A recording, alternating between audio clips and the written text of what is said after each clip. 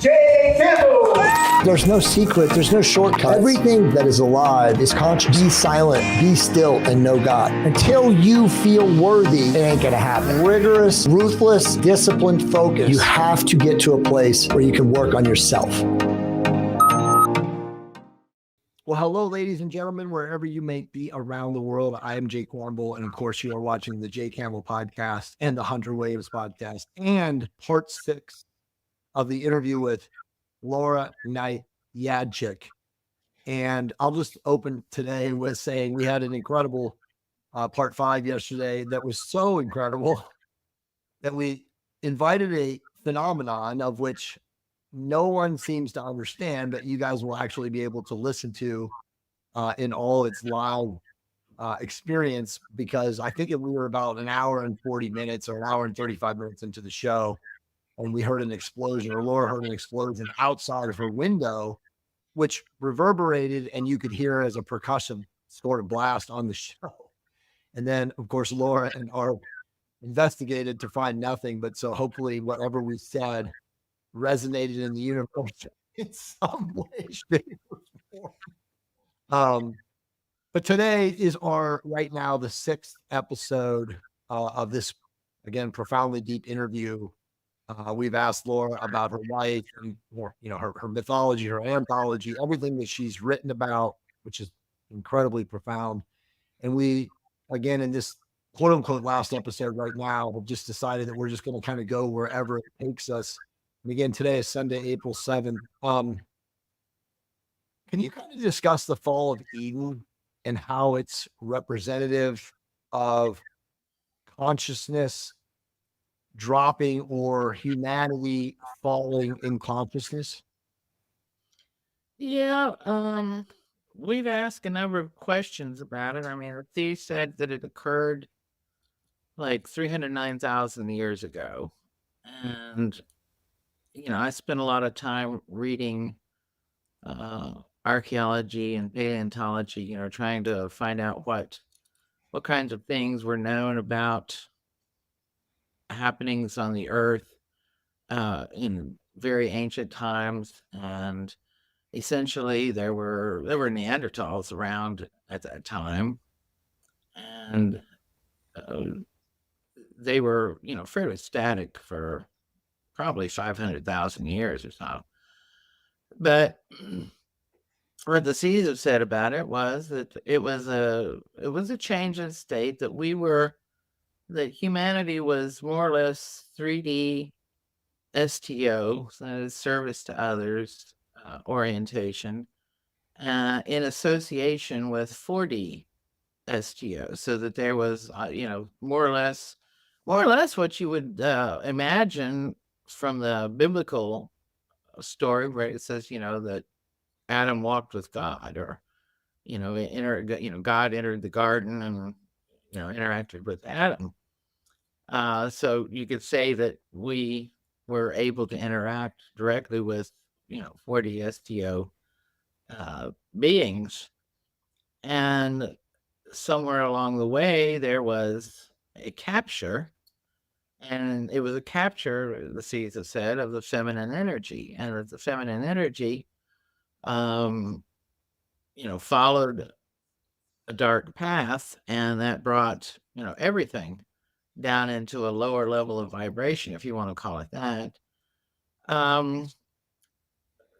The questions that were asked about it, of course, involved sex, and that there was another point where we asked about that specifically, and the C said, well, the people were shown what they could have, what they could do, etc.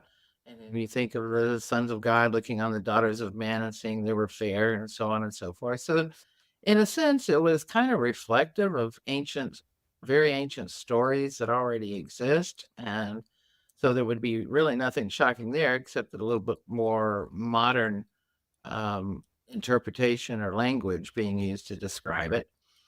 And after that, human beings were separated from their STO interaction, service to others interactions, and the abilities that they formerly had. Whether this was an instantaneous thing or whether it transpired over a period of time, is still kind of open. There was also one that they made the remark about, Lucifer, the fallen angel, and they said, "That's you, the human race. That you are all parts of a great angelic being. That it kind of split into parts, individual soul units, and so forth." And that's something kind of interesting in terms of philosophical descriptions of what the world is like. And I'm currently writing a series that I'm publishing on my husband's blog. And I'm going to kind of get into that a little more deeply at some point in the not too distant future, in the next few weeks. So yeah, there was a fall. We were formerly parts of a greater being, what Ra in the raw material would call a social memory complex, and became humanity. Now, as to all the details, we've got 2 or 3 people in our group who've gone to some trouble to try to organize that sort of material, time scales and whatever's happening. And then, of course, we have things happening at various intervals, and the seeds are given dates either as, years before the present or years ago or whatever. And what seems to be consistent throughout all of it is, periodic cataclysmic disruptions on Earth that are accompanied by some of these kinds of changes. There are different changes. Now, when you think about, for example, the blanket of megaliths, all over. I mean, there's many that are extremely well known in Europe, but there are many others in other places all around the world, where there are megalithic structures where things have been built that nobody can reproduce that kind of building expertise, even with all of our modern power and machinery. And the C's have said that a lot of that was involved with sound wave focusing and other kinds of well, what you'd almost call paranormal powers and abilities. And they also said that the early inhabitants of various portions of the globe were specifically engineered for the environment in which they were planted. And the only exception were white people who were brought to Earth from an exploding planet that is now the asteroid belt, and so that they were not engineered to actually be on Earth. So that's a whole other story. But there's a very interesting series of responses they have given to our many questions about falling and and possibilities of ascending back. Now, the possibilities of being 3D in interaction with 4D STO at some upcoming juncture is apparently on the table. But there's also the possibility of being 3D STS, going down that other path. Now, they've also said that the period for anybody's actual transition to fourth density, could be up to, 1,000 years. That, people are not going to necessarily instantly ascend and become 4D STO beings. There's going to be a transition there. Probably the first thing that would happen would be the Earth changing into a situation where we interact with 4D STO beings in a more direct and consistent way. And then as we do that, and as we continue to grow and develop, then, each one of us or groups of us would then transition into a 4D STO state of being, once you become part of a social memory complex. And that all has to do with networking, naturally, because becoming part of a social memory complex, means that you've interacted with other people. Now, Gurdjieff talked about, the 3 levels the esoteric, the mesoteric, and the exoteric. The exoteric is the outside. He calls it confusion of tongues. Esoteric is is the intermediate stage where you begin to ask questions and you begin to start interacting with other people in such a way that you're trying to solve these problems. And I'd say that's where some of us are. But then the esoteric is one where, there's complete understanding and everybody is on the same level with knowledge and awareness. What one learns is shared with all others so that they all know and they can act as a social memory complex. So there's so much about this kind of dynamic in esoteric literature and then being brought up in a different way by the seas that, one has to consider that there's probably a great deal of accuracy to the way that they've described it. So when somebody comes along and says, something blah, blah, blah is going to happen and we're all going to ascend and go to, the fifth dimension or fourth dimension or whatever they want to call it. Yeah, I don't think that that's a very reliable way of looking at it. And another point that I'd like to make really strongly is that major transitions of any kind on this planet based on not just esoteric literature, but on the actual, archaeological and paleontological and geological knowledge that you can gain from studying those kinds of things has inevitably and always been cataclysmic. I mean, it's like, if we're going to make a transition, it means a lot of people are going to die in a very unpleasant way. Right. The seas have referred to it as a cleansing. They've also referred to it as, biblical in its import and context. So, and I think a lot of people, even people who aren't even remotely educated or aware about some of these things, are feeling this. Yes. They're definitely feeling that things are really, really wrong. And I mean, especially with, the world out there acting like Sodom and Gomorrah. And of course, we all know what happened to Sodom and Gomorrah. So, when the whole world starts acting that way, I think we can pretty safely assume that something wicked this way comes. Right. And not too far in the future either. Yeah, I mean, we talked about it in one of the other shows. We all seemingly agreed that the wave, it can't be longer than 10 years.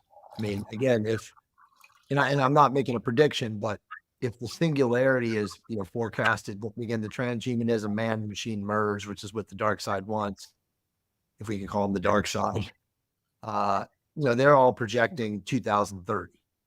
And I even saw something recently, it's sooner. And obviously with the trans stuff and all of this insanity, I mean, it's so bad. Hunter and I were talking about this before you got on the call today for a second. He just went to a NC State. His brother plays football for NC State and they had their spring game and there was 20,000 people there yesterday. And like most of the young people are just, they're already transmogrified. The physicality of people is not the same as it was 20 years ago or 40 years ago or 60 years ago. They are making a whatever, transmogrifying the genome so that people are weaker, less stable, less intellectual. I mean, all of these things, we talked about this, but it's very interesting when you really look around and really grasp how things are changing. It just doesn't like project to me that it can last much longer. Obviously the intellectual decline, how can society maintain a system of, obviously it's a matrix to wheel, but how does it continue when people aren't even capable of basic knowledge and awareness that, they had 8th grade 100 years ago? They've stopped requiring people to be able to read and write at a competent level to graduate from high school. I mean, it's like, it's so, I mean, it really is Sodom and Gomorrah. I mean, it really is. And, if you read the ancient Sumerian stories, and they talk about how the gods, or one of the gods, got very upset because humanity was making so much noise. They were upsetting the gods and so forth, and they decided to destroy them in a flood. And then, of course, that's very similar to the story because it was borrowed anyway. The across in the Bible. But then you have other stories of other destructions, like Sodom and Gomorrah. And there have been other, localized destructions at different places on the planet at different points in time. For example, in the end of the Roman Empire was brought about by, overhead cometary explosions. And they all are associated with plagues and, death and destruction and wars. So with all the wars we've got going on, and you think about, Matthew chapter 24, he talks about, there will be wars and rumors of wars and plagues and pestilence and, in different places, place after place. And then, that, basically the end is coming. And of course, a lot of the people on the fundamentalist religious side, assume that this means that there's going to be an end and Jesus is going to come and take over. Right. Yeah, there's going to be a rapture, whatever. They don't. They're relying on texts that have been really distorted and twisted. So, but the thing is that what's actually going to happen is, the world is not going to end. Right. But the world as we know it will. Right. By the way, just real quick, how much of the Bible is true in your opinion? 25%. I was going to say 20. Yeah, that's good. Laura, I wanted to ask you. So I'm actually reading comments in the Horns of Moses right now, and I'm not the best when it comes to understanding like the ancient cataclysms and everything. But I wonder, do you think there's anything where there's like an interplay of human consciousness as like a social complex together that either precipitates cataclysmic events or has some weird foreknowledge of like humanity behaving in a certain way because they have this like subconscious understanding that there's a cataclysmic event coming and that they behave weird because of that? Like I've read before, I don't know exactly how to say it right, but that like there's been more wars whenever there's like different solar rays that hit the planet in a certain way, or there's different like solar energy or something like that. Do you think there's like an interplay in human consciousness that precipitates these events or is aware of them beforehand, so it like brings about its own destruction so that it's not as bad when it gets here? Well, actually, one of our members, the one who passed away back last October, Gail, right? wrote a book about this, and I assisted with it sufficient enough to get my name on the cover.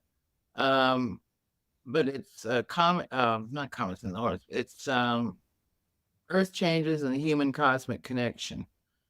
And he gets into some of this and says in some technical detail, because he was, basically a scientist who was writing this book. He was an engineer. And he gets into some technical detail, and there's a lot of really wonderful illustrations in there that, show you exactly what he's talking about whenever he's onto something. And he uses scientific studies and so forth.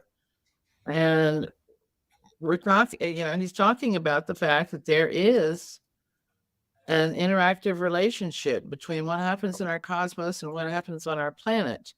And also what happens in the feelings or the emotions or the psyche of human beings individually and en masse, that can determine, how bad it's going to be. I mean, of course, if everybody just got all, straightened out and, holified or, made righteous or what in a short period of time, it could very possibly change the outcome. But at the rate it is going now, that there is, if nothing changes, if it proceeds as it is proceeding, there's going to be a mass cleansing, because all of these, and it's easier to talk about soul smashing. Right. And that's a really scary possibility. There are a lot of people whose souls or whatever are going to be smashed, and they're going to be returned to just primal matter. Right. Because, cease to exist as an individuated consciousness. So there's some really scary things coming down on us. And I'd also like to say that from my point of view, we're already experiencing the wave. All of what we are seeing and experiencing in terms of this Sodom and Gomorrah reality, that is part of the wave. Because, if you have a tsunami, prior to the arrival of the tsunami, all the water gets sucked out. Right. We're in that sucking out phase, and that's what you're seeing, and that's what you're perceiving as the Sodom and Gomorrah. We're in the sucking out phase, and then it's all going to come, and it's going to be it off the road. Do you think that somewhat relates? And now we're getting into geo stuff, but geopolitical stuff. But what is a genocide is happening in the Middle East right now, regardless of the side we're on. Yes. And a lot of people liken it to a blood ritual sacrifice, which we know the fourth density folks, the service to self beings, are doing all the time and have been doing forever. And then there was just that thing that went on in Russia, right? There's 135 people killed in that suicide bombing in the mall. So is it happening related to Hunter's question and related to your answer? Is it happening? The wave is already here, but is it happening in areas that are vibrationally of accord for it to do? Because we know the Middle East has been rife with bloodshed and violence. Yeah, And it'll be spotty in the beginning, different places before it gets, massive and major. But, let me say this. The Seas have said that Semitic genes can prevent domination from 40 STS. Right. And that's the reason that there is such an effort to destroy, the Arabic peoples and the peoples of the Middle East, as they are the ones who carry those Semitic genes. Right. Not the Israelis. Right. The Israelis are, something else altogether. They've also said that one of the outcomes of all of this is going to be complete destruction of Israel. Right. So, and even Q, we haven't got into the Q phenomenon or PSYOP or whatever the fuck that is. And I also want, at some point in the show, want to talk about Trump and what he may or may not be, and the whole time travel aspect of Baron von Trump and the whole family connection and all that. But the Semitic people, and again, I know the answer is in the books, but did they say is their origin are they part of the Kentuckian DNA? some of them, yeah. The Kentuckian DNA mixed with, more or less Middle Easterners, from a very long time ago, Semitic peoples. And what you have with, with the what are nowadays calling themselves Jews, they originally weren't even part of that. Yes. So there is a great move being pushed by the 40 STS to try to destroy as many of the truly Semitic peoples as possible. And that's what's basically in process in Israel. It is a genocide, and they are being driven by 40 STS, and they are, it's as negative as anything can get, because, of all the peoples on the planet right now, I would say that the, some of the upper level Jews of nowadays are in very close accord with and association with 40 STS masters of the universe, so to speak. So that's just the way it is. And, we just have to, like I said, I don't often think that anything that I say or do is going to make any big change. Right. But I do it because I want to be continuously sending out the signal that I care about the truth, because that's what I'm transmitting, and what I will transmit, will bring back, a response to me. So if I have a possibility of, any kind of transformation or any kind of whatever, it'll only be because, that I stand true to, principles and speaking the truth, because it would be a shame for the universe to end and nobody's telling the truth. Nobody knows what's going on. Well, as I told Hunter, and you guys will all laugh at this, but the best thing that can happen with this podcast or this series of podcasts is it resonates with the right people, with the will, and YouTube just says, "Oh no, you don't."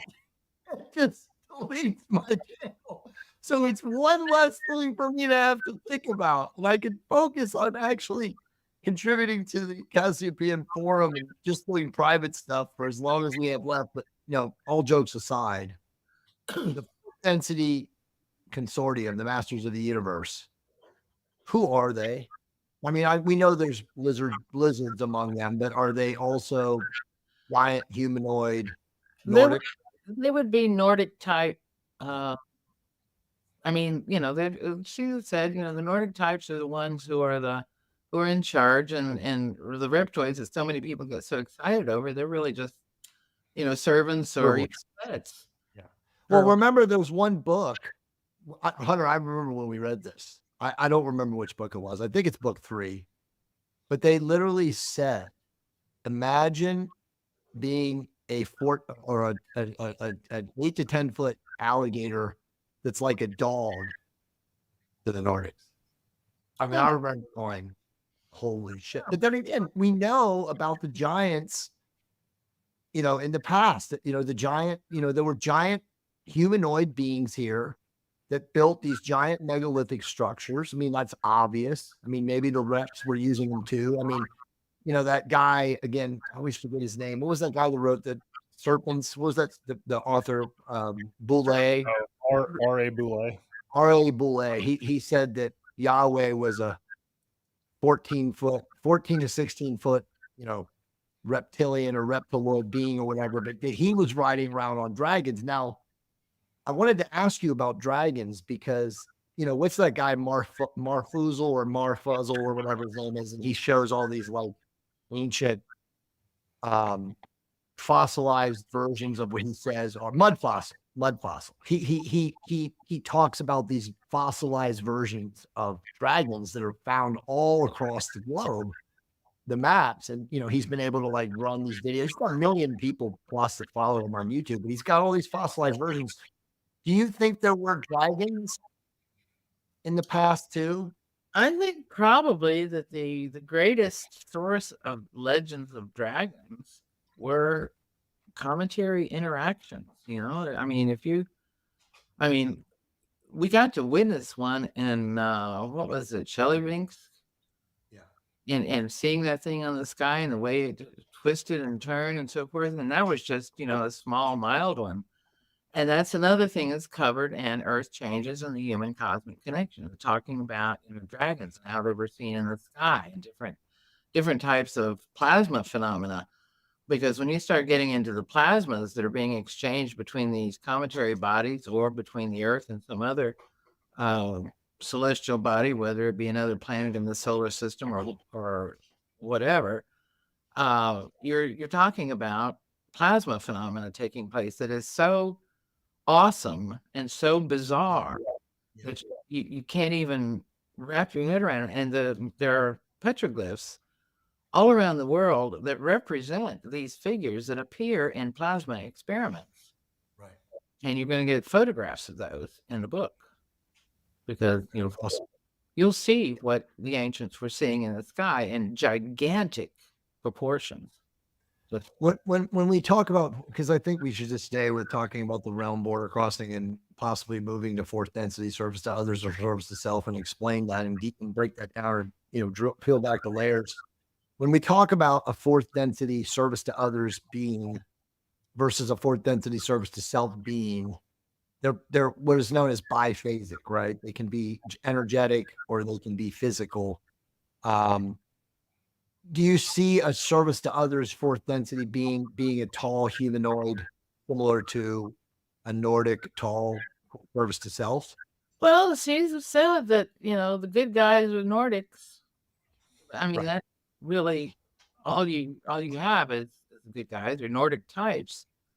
The bad guys are Nordics too, but other varieties you can just assume that they fall under the STS category. I mean, when you're talking about grays or dracomanoids, or even some really strange.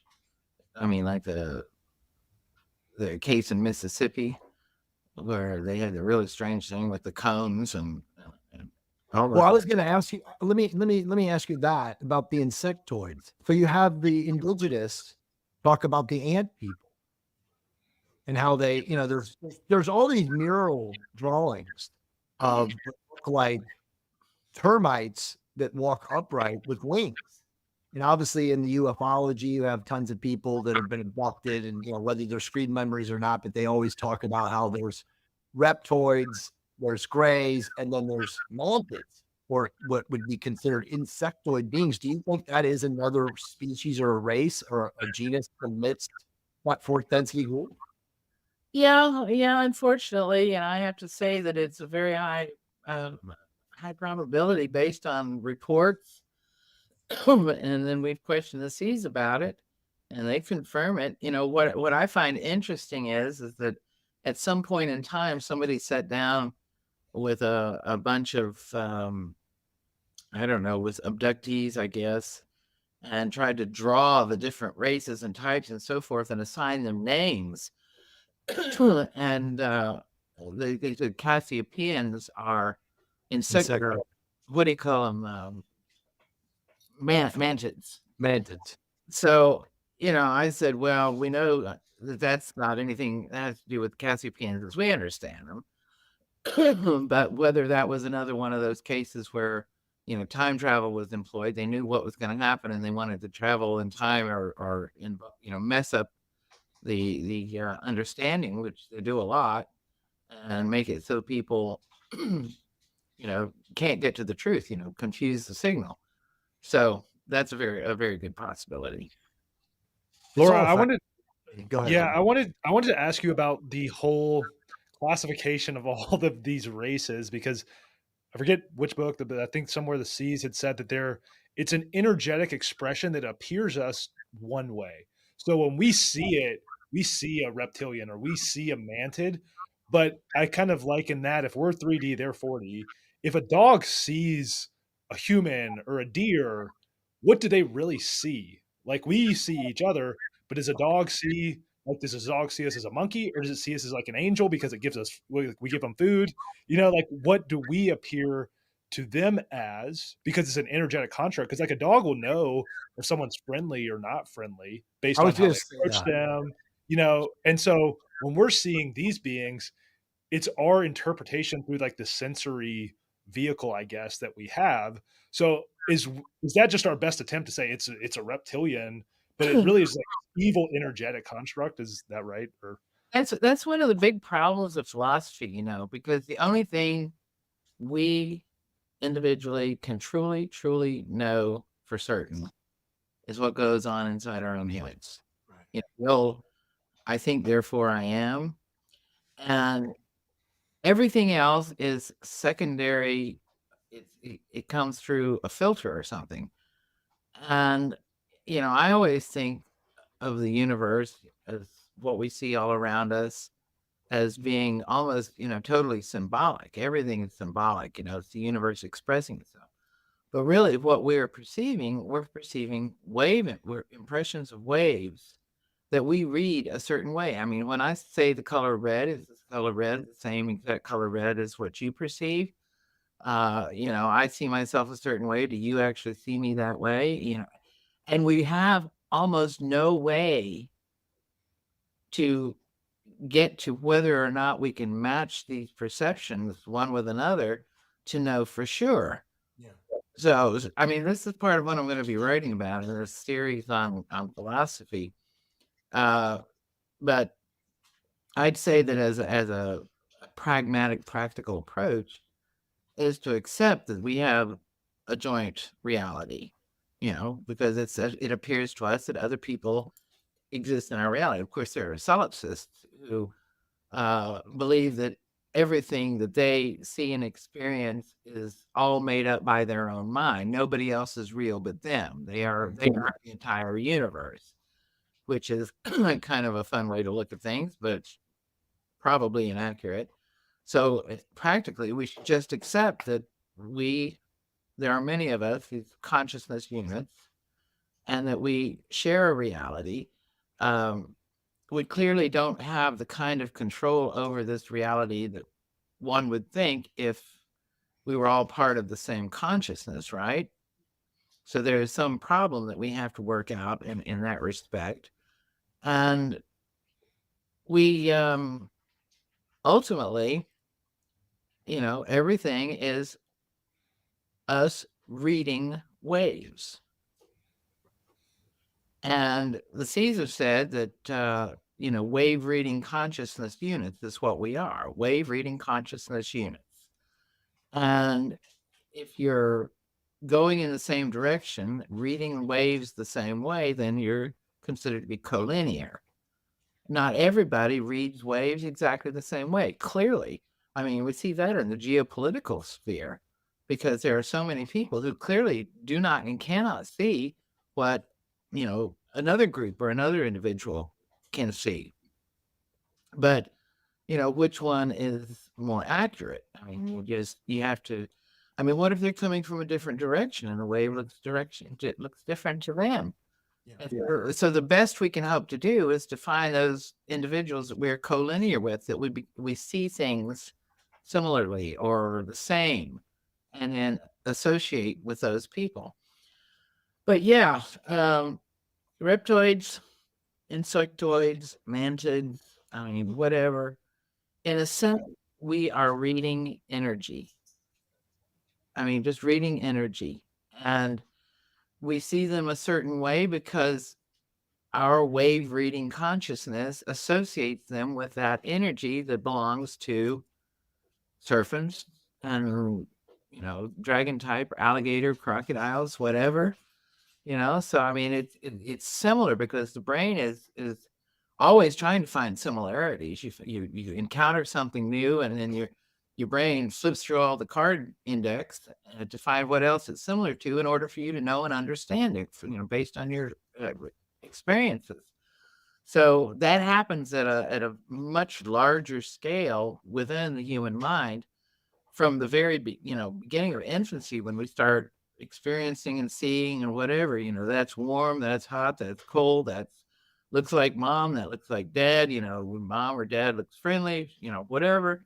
You associative memory. So we're associating this energy with what we already know and understand, and we're seeing it that way. So whether or not they are actually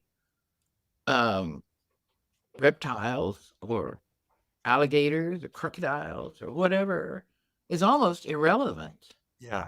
That's how we perceive them. And that's how that energy, comes across it, the cold-blooded, eating their own infants, whatever, that sort of thing.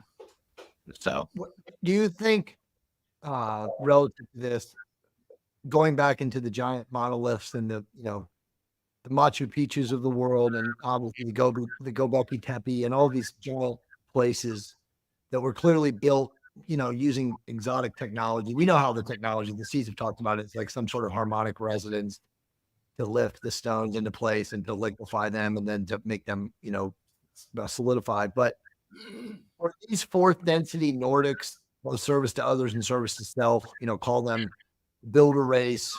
I don't want to call them the Anunnaki because the seeds have told us the Anunnaki are actually reptiles. But whoever this ancient Nordic white, tall humanoid, I don't want to say they're white, they were tall humanoid beings.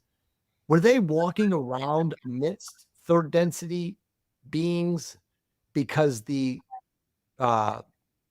gravity field was at a level that allowed them to walk amongst us back then? Because obviously the Viracochas, we have all the stories of Viracocha and Quetzalcoatl and these givers of fire and light and wisdom, post flood, pre flood. Do you think that's what was really happening? yeah, I think so, because I look at the dinosaurs. Right. How do they walk around with the gravity? How do they sustain themselves? You look at the size of the mouth of some of these, like a brontosaurus, for example, Right. and you look at the size, and you realize that they spend probably every waking moment. Compared to an elephant, how many hours a day does an elephant have to feed to maintain their size? And then you look at this brontosaurus, how the hell did it eat enough to supply its energy needs? Yeah.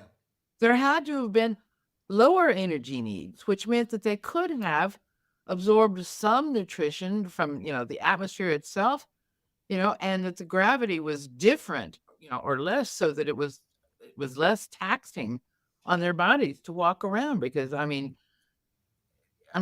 just think about it in practical terms, in terms of what we know about elephants, Yeah. which, and whales. They swim around eating constantly just to, maintain their bulk, their energy needs. Right. Well, the timelines have been so hacked, and we know that the season told us that the reptilian slash fourth density service to self consortium is going back and forth for 70,000 years to change a future that evidently they can't end up changing. But how far back are dinosaurs? I feel like all of our archaeologists are being lied to. Our our anthropologists and our archaeologists are being lied to because of the timeline hacking. And also just because there's really no relative understanding of how far things go back. But obviously, Michael Cremo's book is a brilliant, Yeah, that's book. what I was thinking about immediately, because he talks about some archaeologists, some young ones, who uncovered things that they buried Yeah. again. Because they couldn't, they knew that if they brought this out, that The they would, whole thing unravels. Yeah. or that they would not get their PhD, they would not get their tenured The position. Jurassic isn't 74 million years ago. Yeah, know. and I spent a lot of time reading all these geological, paleontological, archaeological books, trying to find, what the exact story is. It's Good luck.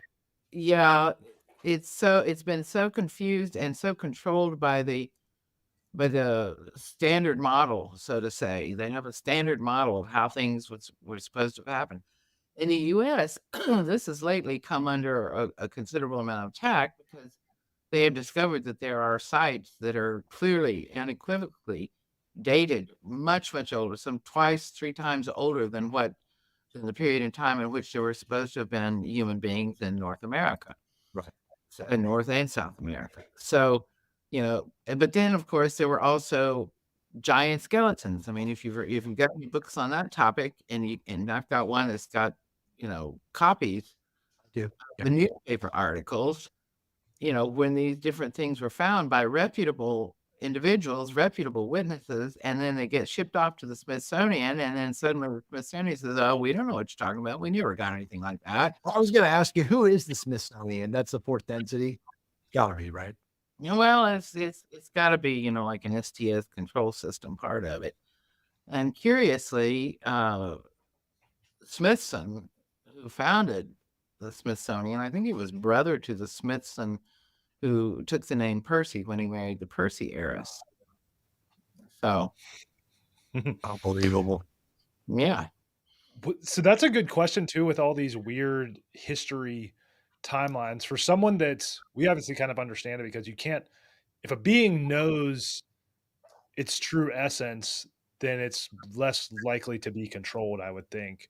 So is that the agenda behind co-opting history for one certain narrative? Is it to make people more controllable, or is it to just like disconnect them from their true being and who they are? Well, I've had a lot of trouble with that. And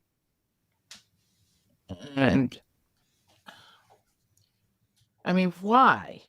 Why? What's wrong with knowing our true history? Well, obviously, if you know your true history, then you know that changes come and go. You know that there have been other beings on the planet and have interacted with human beings, and you know that the planet is periodically bombarded and things happen, and you have less confidence in your leaders, especially if you figure out at some point in time that these cataclysmic destructions come about because of, poor leadership, if we want to call it, mandate from heaven. So yeah, I think it's got to be control. God is in his heaven. All is right with the world now. We are the purveyors of this God who is in his heaven. We are in direct contact with him. You give us our money and your allegiance, and we'll make sure that he is nice to you and there won't be any more bad things happening to you. And that's been done over and over again. So, but as to when the dinosaurs were here, I suspect that that's something that would really be difficult to figure out. Although we know that down in South America there was they found models, like, little clay models Yeah, or yeah. mold of dinosaurs, as though the dinosaurs still lived then. And we know that there were some giants, I think, down in Patagonia, very, very recently. So there's that problem. But then, one of the bigger problems is, like, the dating systems. How can you really rely on these dating systems? Because supposedly they're based on constants. But how constant are the constants? Now, we have learned, I mean, my husband has learned that the constants of nature, so to speak, even such things as the speed of light, may not be so constant. Very much. So, I mean, like when they use radiocarbon dating, it depends on how much carbon was in the atmosphere at the time, that something died or was, put under the ground or whatever. And what if it was a lot of carbon? Then when you date it later, it'll look like it's a lot more recent than what it actually is. And if there was very little carbon, by the time you're applying your dating methods to it, it'll look like it's way older than it actually is. Then we have tree ring dating, which is probably one of the, if you can get it calibrated with, radiocarbon and other methods, you have probably something close to an accurate dating system. But that only goes back, 5 to 7,000 years or something like that. If they happen to find a piece of wood that they can get an overlap on another piece of wood, and then they can extend their dating, whatever. So that doesn't go back far enough to really help us.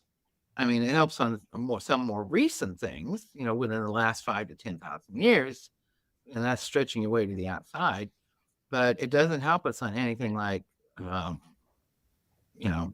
dinosaurs or whatever. And so many finds have been found laying on the top of the ground, and then so many others found, buried deep under the ground, that are similar to the ones that are found on the top of the ground, so it's a scam.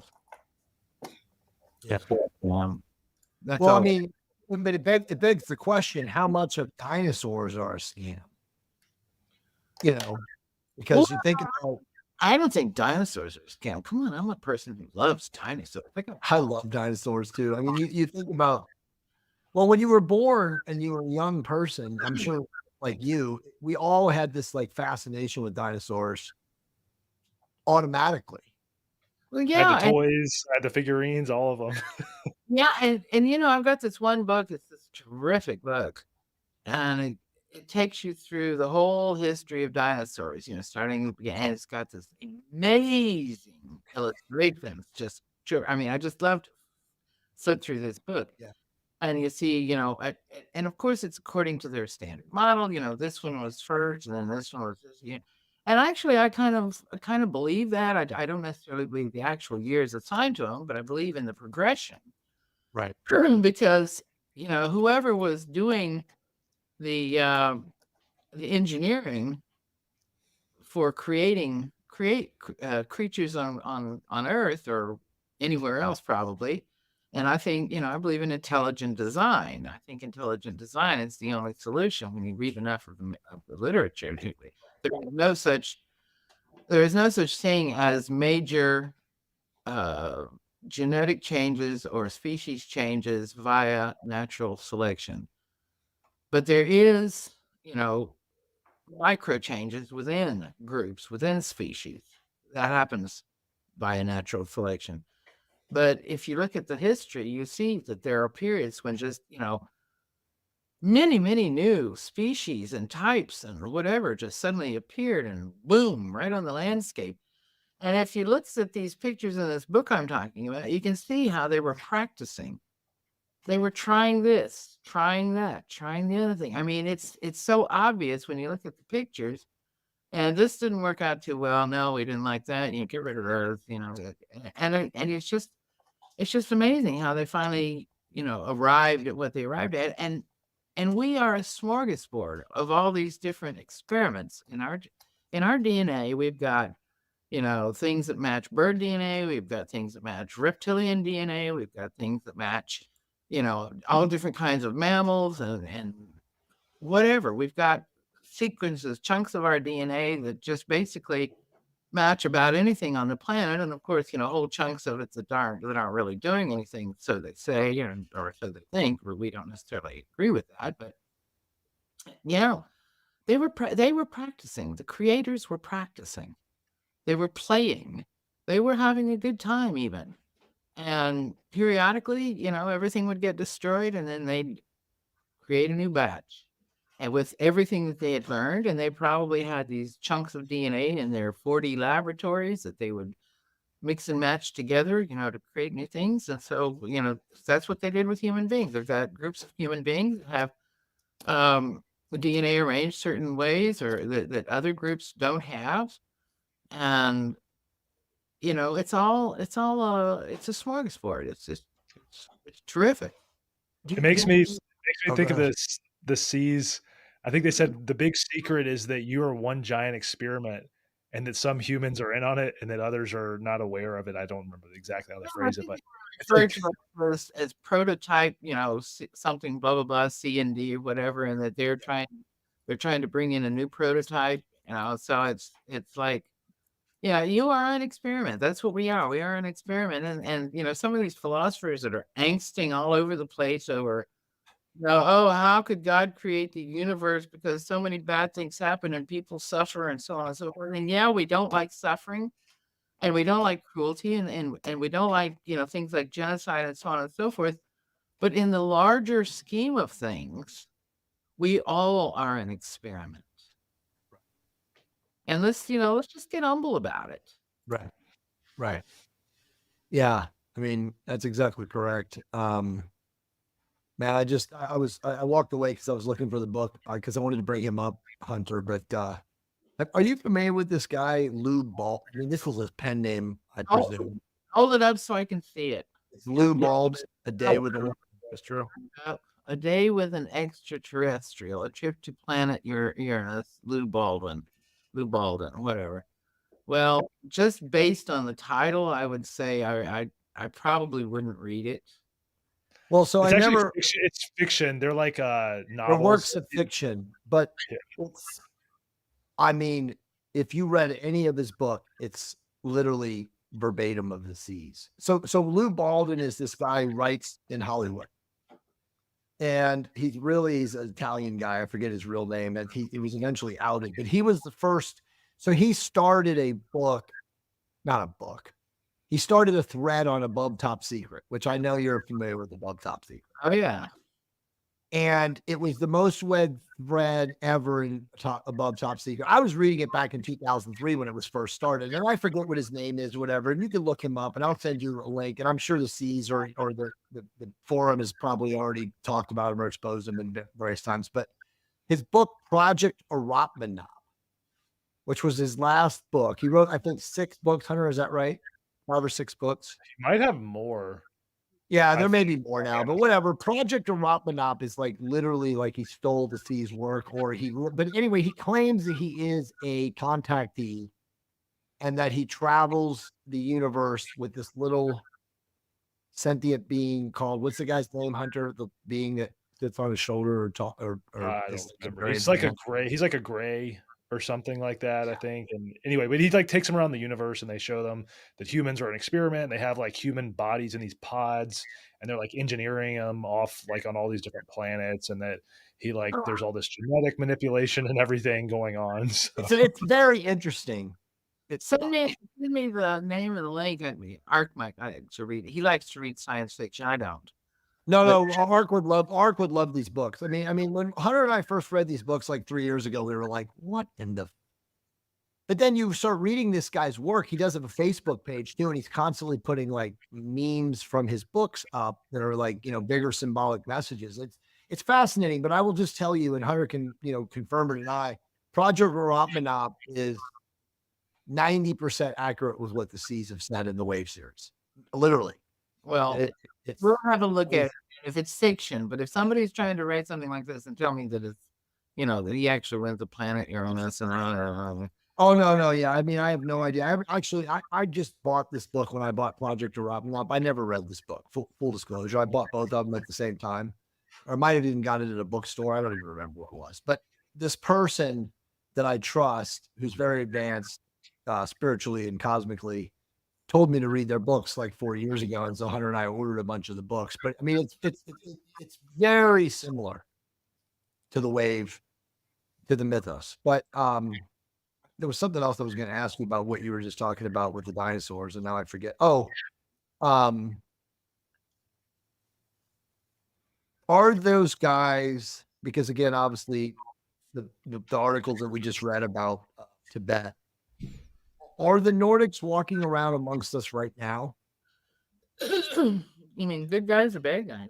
Both. Well, if they're fourth density, probably not, because it's difficult to maintain, to lower your vibrations, to be in our density and to hold, and that's like Men in Black are like 4D STS beings. Right. I have a lot of trouble holding the frequency, and if you read all the cases about them, you can recognize the symptoms, and how they run out and they run down or whatever, and their impersonations are so imperfect. But I would say that on occasion that it happens, and maybe for some positive reason, if it's an STO being, and it possibly will become more regular in coming times. Right. Because we think that there's all kinds of bleed through, all kinds of things going on the planet where the in spots and places here and there, the realities are overlapping. We've even thought this about this recent bridge destruction, Right. because it nothing about it makes sense except if they were slipping in and out of 4D, or 4D was imposing in that space time, and like the symbology of it being the Francis Scott Key Bridge, and the captain being a Ukrainian, and the name of the ship Dolly, those various things that kind of signal to you that here's a 4D manipulation going on. It's the cat walking by twice. Right. And I'm pretty sure I wrote in the Wave about the most extraordinary case of spontaneous human combustion, with the 3 individuals who spontaneously combusted simultaneously in a perfect, triangle. And they even had names that were sounded similar to each other.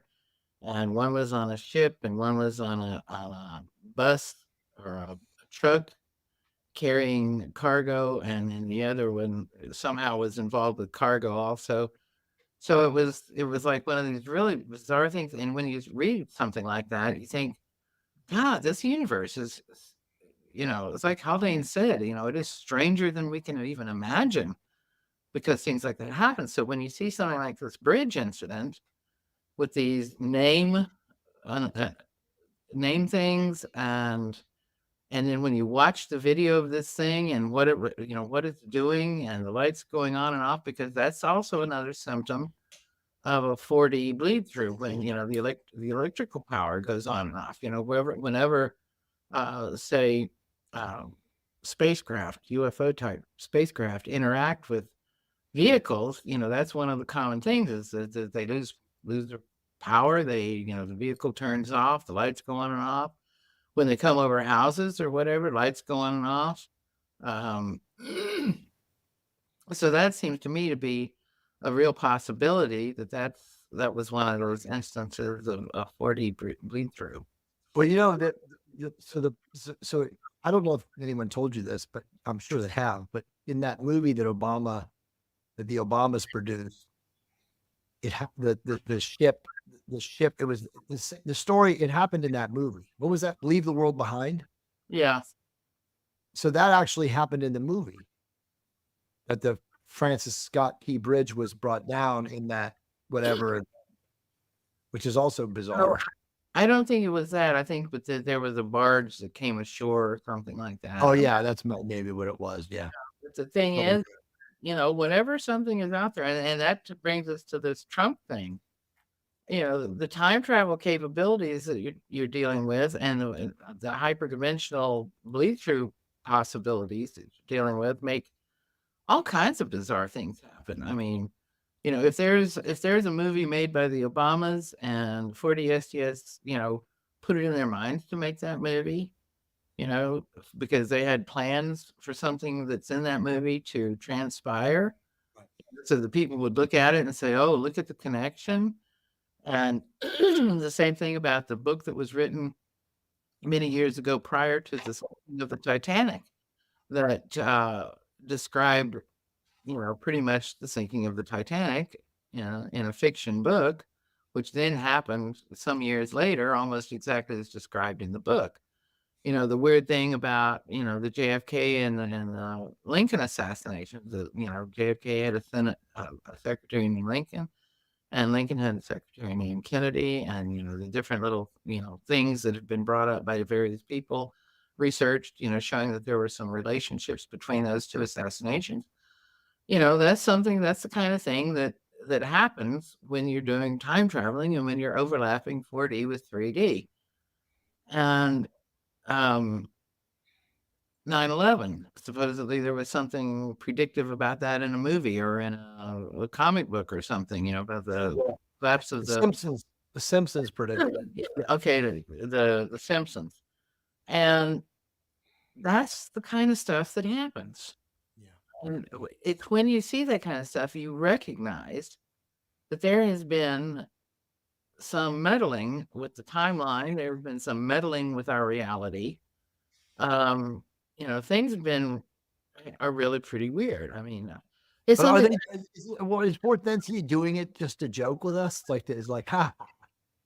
Well, sometimes it may be. I don't think they have a sense of humor, but I think they may do it to torture us.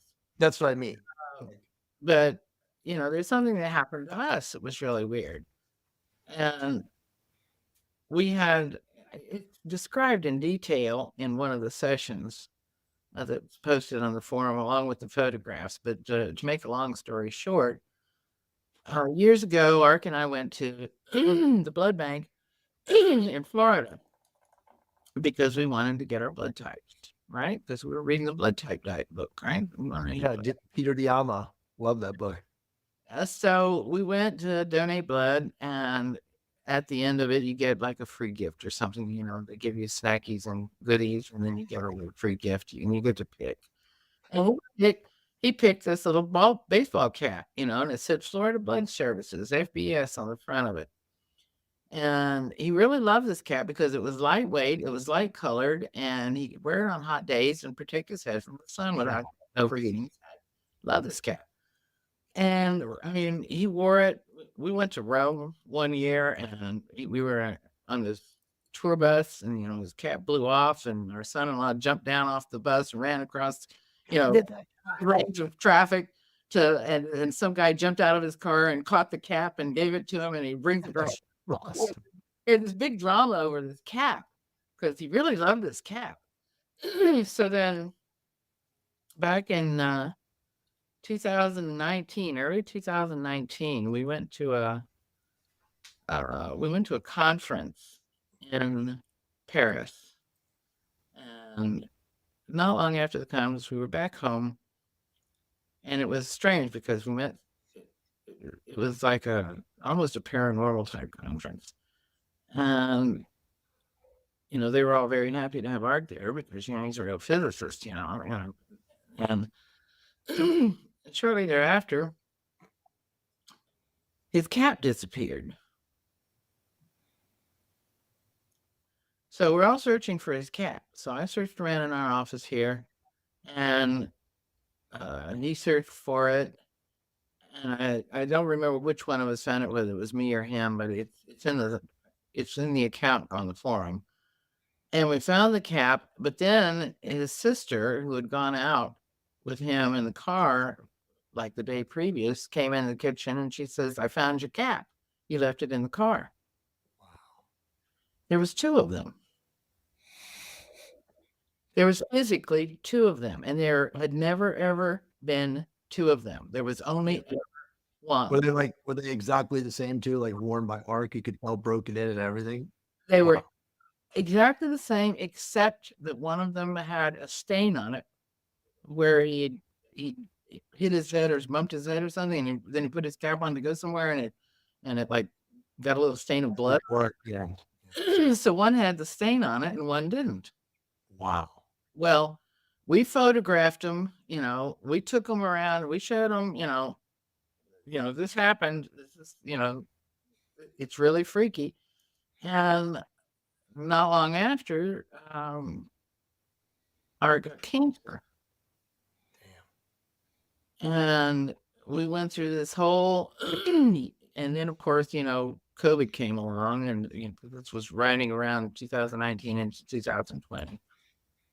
And he spent most of the second half of 2020 and part of 2021 doing chemotherapy.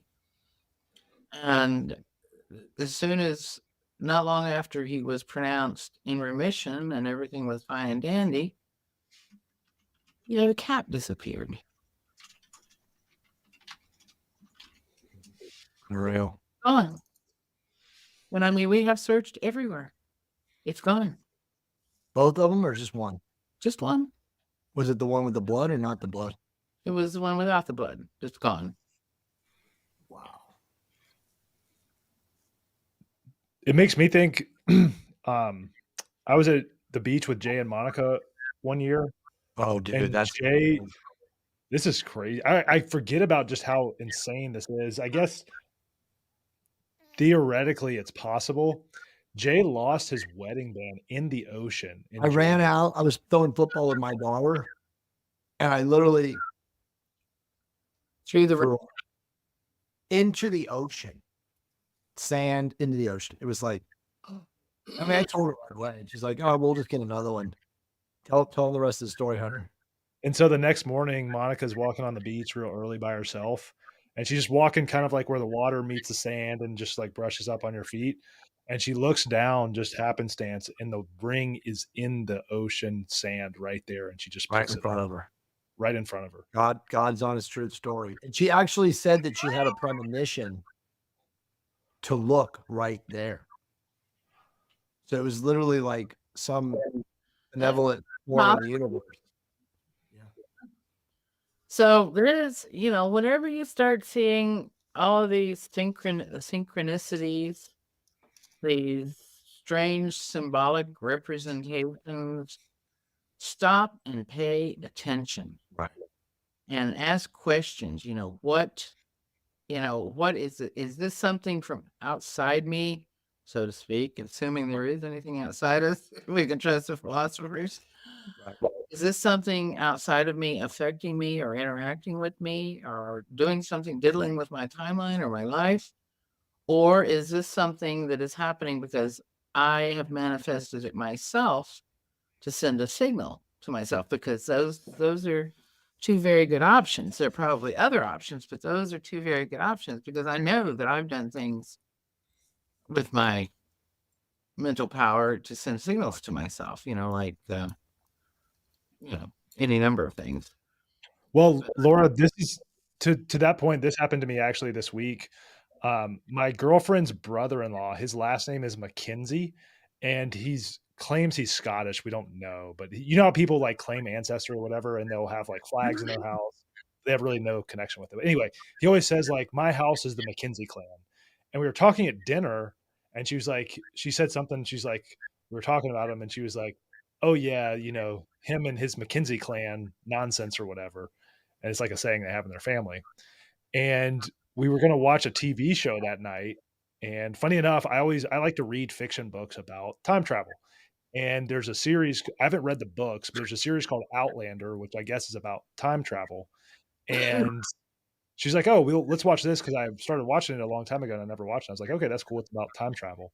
And within the first 5 minutes of that show, a British guy is in the thing, and they're like in Scotland or whatever, and he goes into a hostel, and she's like, the secretary at the hostel is like, "Welcome to our place. This is a family-owned business by the McKinsey clan," and we were just like so weirded out that 15 minutes before she just offhandedly said McKinsey clan, and then the TV show they said McKinsey clan. Now I know, like statistically, yeah, sure, but to say those exact words and then 15 minutes later hear them in a TV show that was also about time travel, it was just like, but it wasn't. Dude, we didn't get weirded out, but we were like, wow, that is so like fascinating that 15 minutes ago we said that exact phrase and it came up in the TV show. Yeah, and that sort of thing is evidence of, first of all, the consciousness nature of the universe, but also the complexity of it, and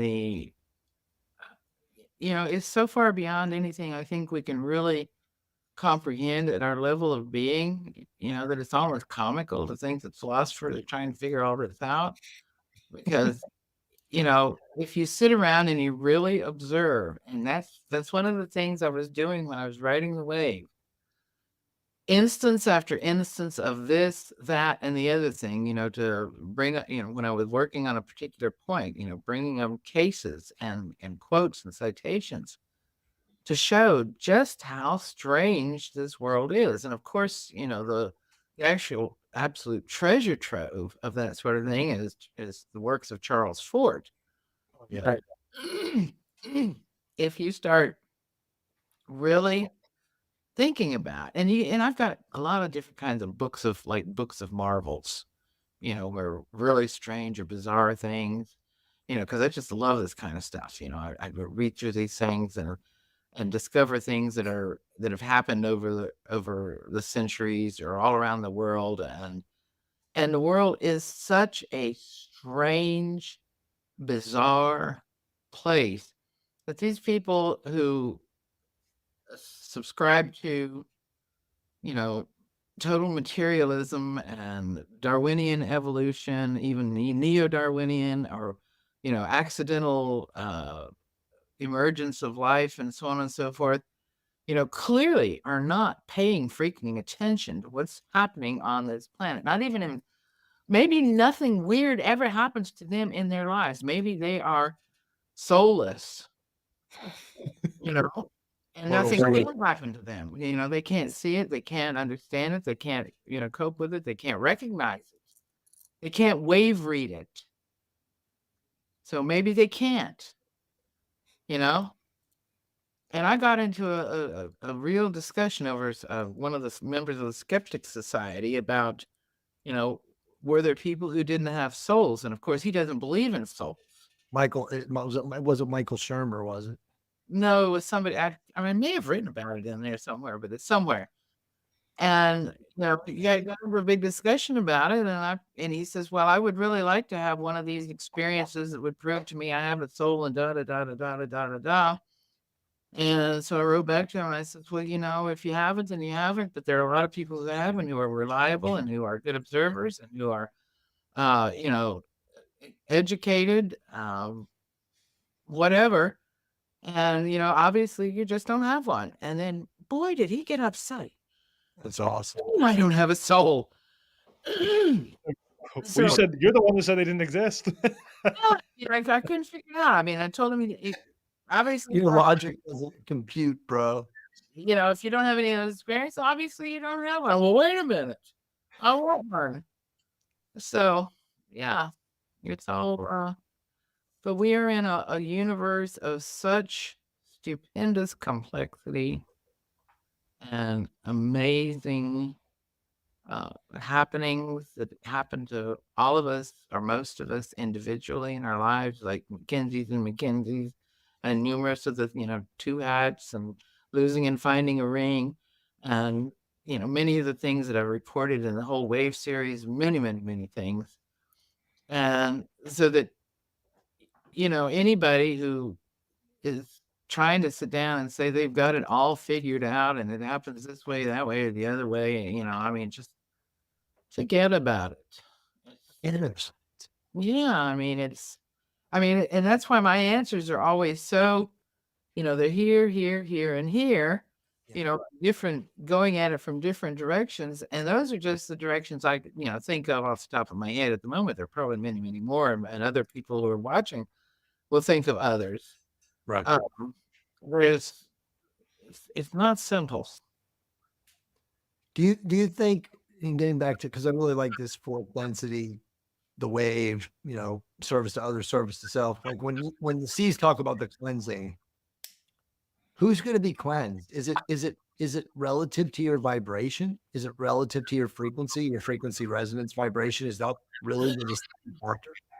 Well, the question is not just, here we go again. The question is not just who's going to be cleansed, but what happens to those who are cleansed? Right. I mean, for example, somebody who has a higher frequency may be involved in events that cleanse, 500 people who are very low frequency, but what happens to him after transition is going to be very different from what happens to those other 500. See, I mean, I may get first hit right on my head, and what will happen to me, depends on my frequency. Yeah. So, as with any kind of non-linear type of event, such as a whole bunch of, comet fragments, flying into the Earth's atmosphere and exploding up in the atmosphere and ablating the landscape, there are going to be a lot of people, who are going to be of higher frequency or who are going to go, and then there are going to be a whole lot of people who are low frequency who are going to go. So the seas have said it's not where you are, it's who you are and what you see that counts. And if you can, obviously, if you take that into the next logical step, if you can see what's going on, you might move yourself to a place where, you could survive better from at least some of the things. We can't predict things about cometary explosions, but we can certainly predict when countries are probably going to go to war and everybody's going to get nuked. There are some things we have some small amount of control over, but not a whole lot. Well, the question I have around it, and I know we're all opining, but does it ultimately matter? I mean, it does to survive longer in a physical body, but if you're going to move with the wave when the wave comes, whenever it comes, and that also opens up the question, does the wave express differently from a space-time continuum at different locations?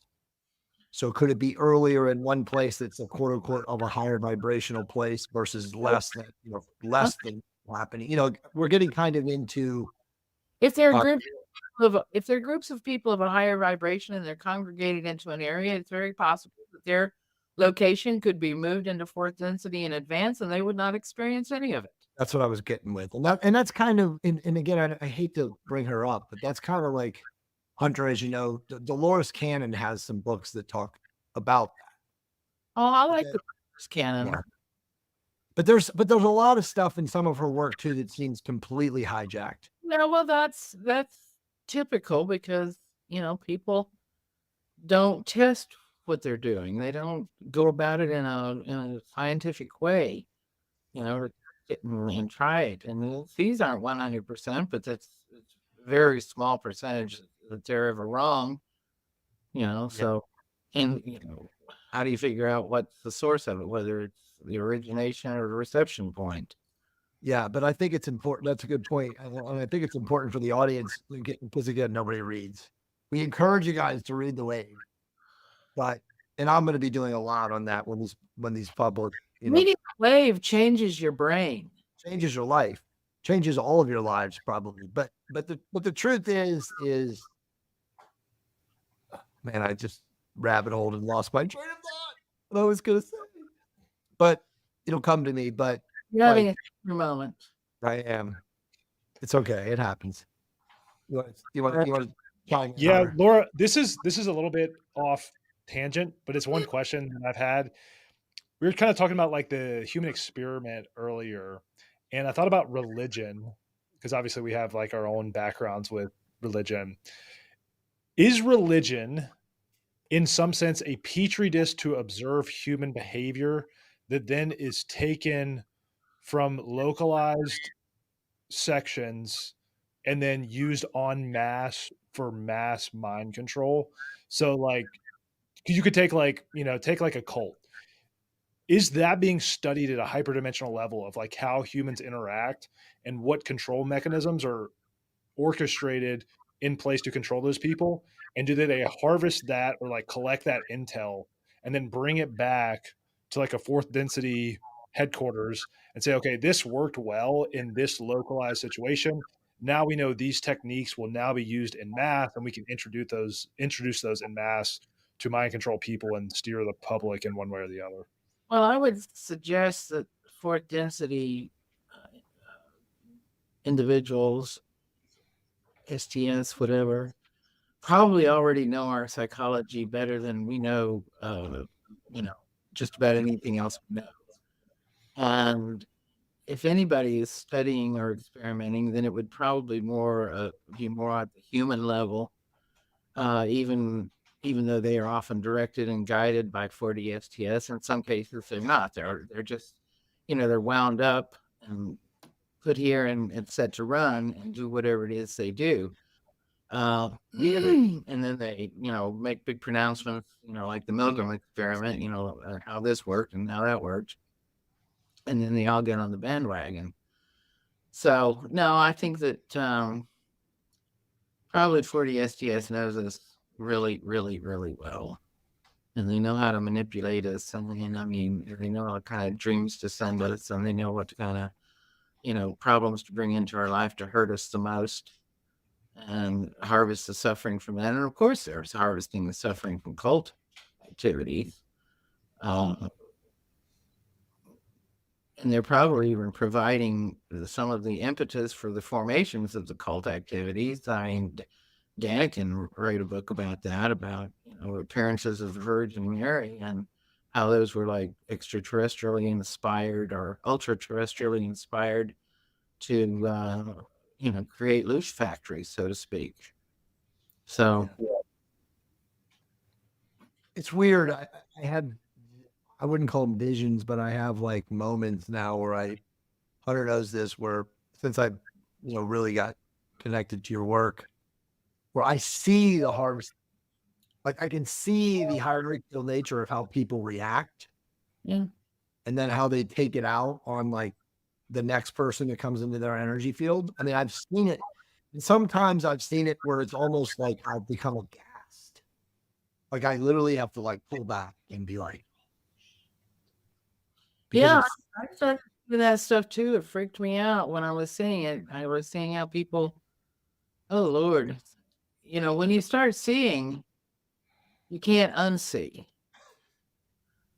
That's one of the effects of reading the wave, or for me, it was one of the effects of interacting with the seas, and from which I then wrote the wave so that other people could have the same experiences that I was getting in the direct interaction. remember in the book when you talked about the students at the high school? Oh yeah. Yeah, it was bizarre. I mean, I'm just sitting there and I couldn't hear a thing. All I could do was see. And it was, I felt like an anthropologist observing, a bunch of apes in the jungle or chimpanzees or whatever. And you kind of get that way. And you get to the point, at a certain point, where you go in the supermarket and you see all these people around and you see how they're interacting, and you feel so sorry for them because, they don't have a freaking clue. No idea. And it's just like, what do you do? Well, it's like now, I think the best analogy of that now is walking in public and watching people wear masks. Yeah, I mean, Kids with masks on. yeah, and it's like, it's sick. It is sick. Well, I'll say since I've read The Wave, I will have this weird sensation when I'm out in public where I almost like get a glimpse into someone's emotional state. Like I could just look at it. It doesn't happen all the time, but I'll like walk by someone. I'll be like, whoa, like, why is that? That's like jealousy or like some weird emotion. that is like I pick up on, or if you see like a couple interacting, you're like, wow, that couple is like fighting, but you don't see them, you just see them standing there. But there's like a weird energetic contract. So I'll say that definitely happens to me all the time now. And if I like don't focus in on what I'm doing and I'm just out in public, I can kind of see that manifest if I just kind of like relax and Well, like see it. It's weird. you have to get to a place, Laura, of compassion, because I'm even deeper than Hunter, and my wife is the same way now. Like, we're so intuitive / empathic, we sense based on their voice tonality. Let me have what you got. My cat is departing the room. No, wait a minute. So Maybe we need her energy. But yeah, you know how like you can just talk to people and you just they're projecting everything in their tone of voice. well, you realize what is happening is as these changes begin in your brain, and as bizarre things begin happening in your reality, and as you begin seeing things, you are literally moving into a different reality. And when you look at these other people, you know, we share the same space, just like we share the same space with cats and dogs. But you are as different from them now as probably, you know, you are a dog is different to a human being or whatever. You know, what I'm saying is that they are more like the flora and fauna of the planet, and you are in a different reality. Because remember, animals are second density, and we share the space with them, and we see them, and we observe them, and so forth. And we are third density. Okay, fourth density does the same best. And as we began to see the same things, the fourth density can see and understand. We begin to become part of the fourth density reality already. Which I feel like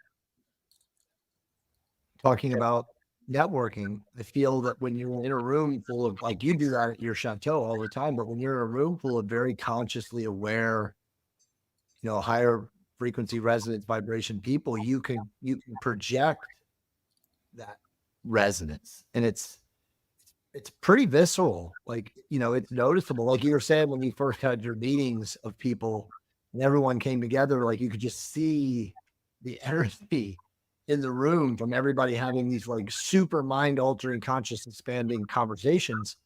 Whereas it's just the opposite if you go into like a church or you go into like a giant mall and you see like all these people in dissonance. It's crazy how observable it really is once you get to a place where you truly can observe it. Yeah, and the nice thing about it is the really unique thing about it is the way we've gone about doing it is kind of, you know, it's very Gurdjieffian, very fourth way, which is working with the reality you have been given. You don't have to go and become a monk, Right? No, to raise your vibrations. You don't have to become a yogi. You don't have to become a faker. You don't have to do any of those things. You can work with the reality in which you find yourself, you know, the relationships in which you find yourself. You know, in some cases, you have to, you know, sever some relationships, or they sever naturally when you begin, you know, to manifest yourself in a different way. But, you know, you're working with real life. You're working within real life and changing your frequency, changing your vibrations, becoming collinear with with groups of people. And it all comes about through communication, discussion. You know, there's endless, you see in our forum, endless discussions, and sometimes, you know, detailed, going back and forth and back and forth.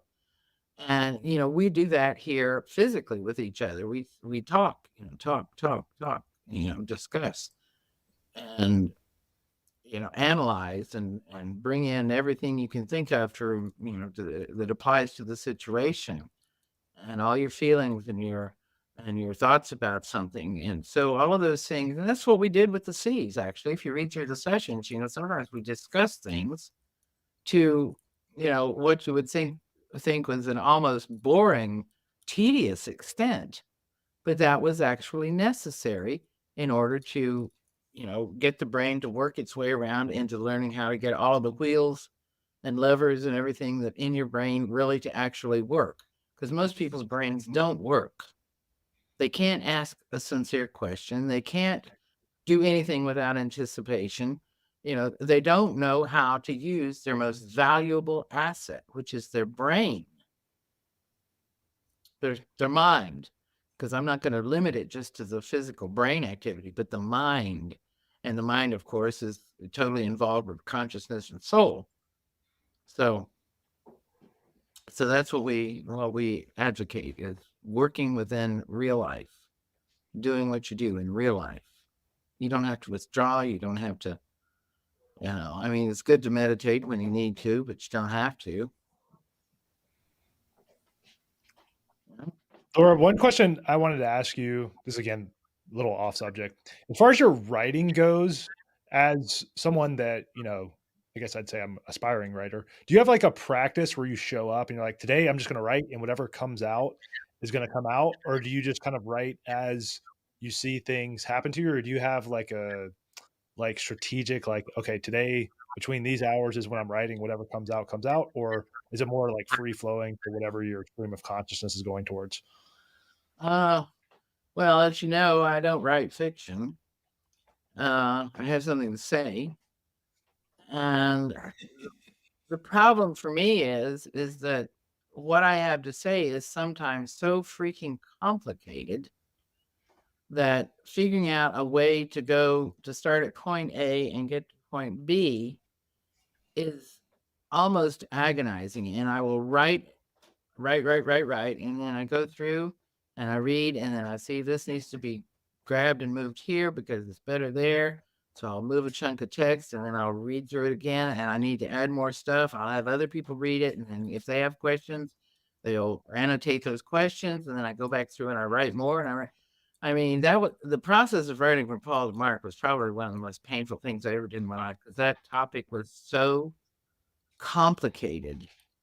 And I did the best I could to simplify it and to try to make it as chronological as I could. But I explained in the beginning, sometimes, I have to follow a thread to an end and then back up and start and follow the next thread, which goes a slightly different direction. But somehow these two threads that I followed, each to its end, somehow connect together at the end. And it's like putting a mosaic together. That's kind of how the universe works, though. And I want to commend you, because I finished the book, and thank you for writing it. But you wrote a book that was not only difficult to finish and probably tormented you in a lot of different ways to actually write. I mean, you think about the average Christian. We'll just use them. I could say Abrahamic adherent, but the average Christian, if they read the book and get to the end, there's only bad things that can come to their faith in their mindset, because their mindset is, Christianity is everything I hold dear. And by the end of the book, you kind of unravel it is for what it is without commenting, because I want this podcast to stay up. But it's so awe-inspiring. Like it's I struggle now to have any conversation with people that want to thump the Bible against their chest in any way, because I just kind of feel like they're not learning. But remember, at the end of From Paul to Mark, there is a Christ. Yes. There is Christianity. Yes. And for me, that was just like the most positive outcome that could possibly happen, and it happened in the course of writing it. Right. So there is a very real Christianity, and I would say it's an esoteric Christianity. Yeah. And very few people know or understand it. And if you even want to say this, I would say that what the C's share with us is esoteric Christianity. And that's what Paul was all about. He was all about seeing the unseen. So, and knowing that you are a spirit being, and that you are here to take dominion over the world in a certain sense. Yeah. but hopefully Well, to return to a fourth density state. that's what's Hopefully funny is because I can, after reading Paul to Mark, you can go back to the Bible, and now that you have an expanded state of awareness, you can read, like you were saying, you know, there's some truth in it. You can read it for what it is, and it makes a lot more sense in the context of a hyperdimensional viewpoint that you can come across, and then tie in these historical narratives. And I get into like I wouldn't know if I would call them like theological debates with my mom, but it's kind of funny because my mom was more of like in my household who raised me, because my dad was like he would go to church or whatever, but he's just not really interested. She like instilled the stuff that I learned in church at a young age in me, and in a way, I told her that that kind of like led me to my understanding now, because it made me curious to seek truth, because I would read and I would dig into things and I would try to understand things and I would go. So in a funny roundabout way, like Christianity, even if you just took it on the surface, it kind of like, if people will like actually go in and read the text and go back to stuff, it brings you through all these through lines to where it's like, you know, you actually see the truth for more of what it is.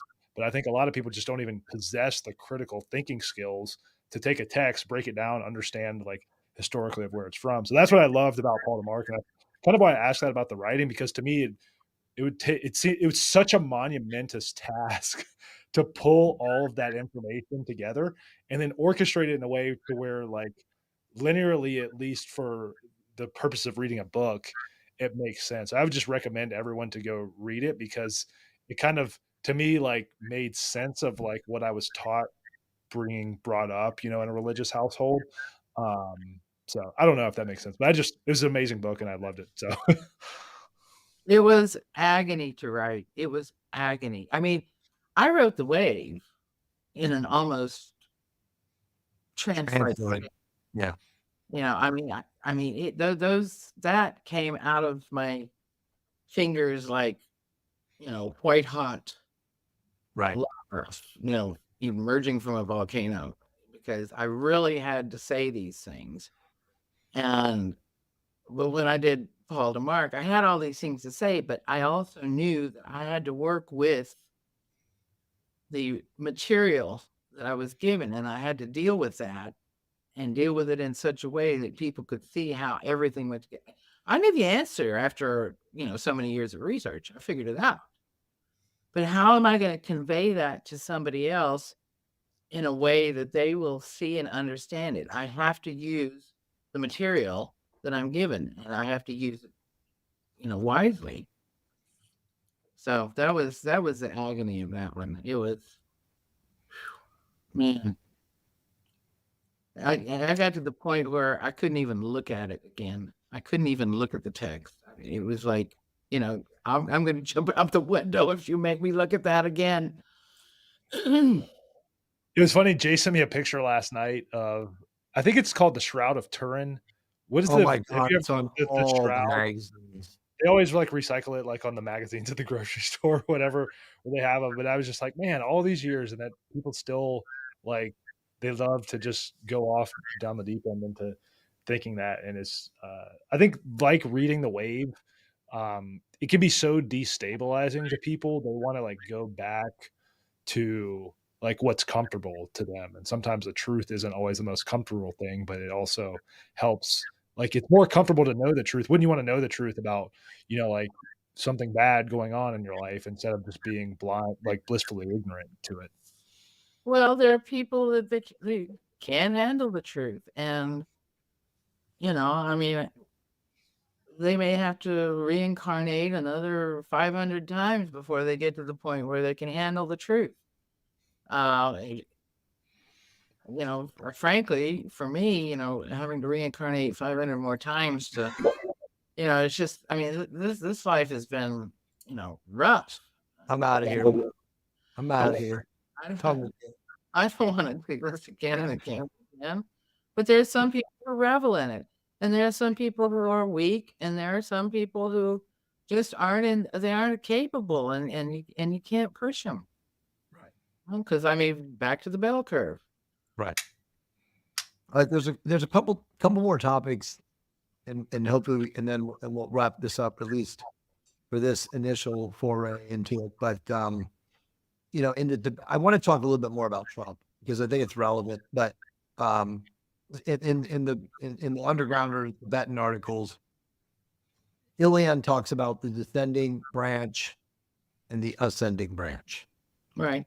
And I think it's a really profound way to look at spirituality, because I think, and you do a really good job in the articles of arguing that a lot of people, quote unquote, spiritual gurus and teachers, think that there's only one branch of spirituality or one way, right? And that's not true. There's obviously the left-hand path and the right-hand path, and the left-hand path is not going the same direction as the right-hand path. And I think it would be interesting for you to kind of define that, because I do see a lot of New Agers get caught up in that. They get lost in that. I think that's a vortex. Well, one of the things that they're all about is, like we talked about before, my truth, your truth, etc. Right.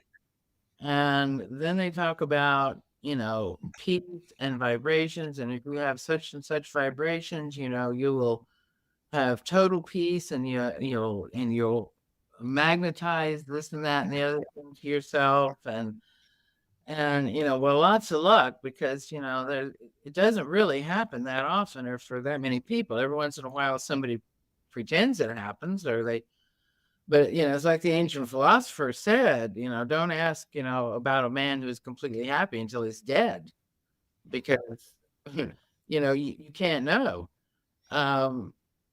But what we find, when we get really into the spiritual realms, is that there is conflict. Right. There is conflict between the positives and the negatives, between the ascending path and the descending path, between the right-hand path and the left-hand path. And, if you have to understand that there's going to be conflict, because it doesn't do anybody any good for some guru to say, well, the only reason they have conflict in their lives is because it's something going on in them. They've attracted conflict. Well, sometimes, conflict comes into a person's life because they're shining the light on the darkness, and the darkness doesn't like it. And there are people who need to shine light on the darkness, because, what you don't know about can hurt you. Right. And it has been keeping people down and depressed and repressed and suppressed for, millennia. And the condition of the world out there as we see it now is just a complete example of this fact, that people are not aware of how much darkness there is and how darkness insinuates itself into your life. And now they've got children whacking off their body parts, and they've got, adults, wanting to make it legal to have sex with infants, and endless abortions, for birth control, and genocide being committed. And we swim in a sea of lies. And if anybody is, tries to tell me that, oh, this is, people are swimming in the sea of lies because, they're attracting it to themselves. They're bringing it on themselves. Well, horse hockey. So yeah, spirituality is a battle, and it's not just a battle against yourself and your own, baser nature, your own reptilian mind, your own reptilian brain, because we have, we're a smorgasbord of what's out there, and you have to fight. You have to struggle, and it's not always a struggle against yourself. Sometimes it's a struggle against a lot of different things. So this is one of the things that Ilian makes pretty clear: the existence of the darkness, and the necessity for struggling, and the necessity for, fighting for what's good and proper. And, we have to, because what, if we don't, it will not prevail. If we give up to it. And that's the problem with a lot of the New Age stuff, because they're teaching people to be insipid, to be pusillanimous, to give up, to give in, to turn the other cheek. Turn the other cheek. Turn the other cheek. Well, excuse me, that's kind of some of the worst advice that was ever given, you know. Yeah, so we have to understand what's going on, and we have to fight. And I would say that, read the Wave, read those articles about darkness over Tibet. Um, there's thousands and thousands of books that need to be read for anybody to be fully cognizant of all the stuff that's going on out there. Now, I know that not everybody can do that. Number one, they don't have the time because they're working. They're supporting a family. They're trying to make a living. They're doing any number of things that make it impossible for they're not a fast reader. They can't afford the books. Their library is not close enough. The books that they need to read are not available in the library. Well, guess what? I did all that reading. I did it for everybody, and I wrote about it, and I put it down. I put it in the Wave. I put it in all my other writings. Constantly. I've read tens of thousands of books. Literally, I'm not joking. I know. And I've condensed out of it, distilled from it, the most important elements, and I give it away. And, the Wave is on my website. I know. By the way, I have that PDF for free. I've given it to probably hundreds of people. Yeah, it's free. I mean, I appreciate it when people buy physical copies because that might work our organization. But I'm not putting a price tag on it. I'm not going to make it so that it's unavailable to anybody who has the ability to read it. Just read it. And if you can't read 10,000 books, you can read 8. That's right. And you can get the benefit of 10,000 books in those 8. Well, if you read the 8 books, you're never going to stop reading the rest of her books, but because they're profound. I mean, and we've covered them, I think, pretty good. But I do want to ask you, and we'll end it with this, and this may be 15 minutes, who knows, 10 minutes, but who is Donald Trump?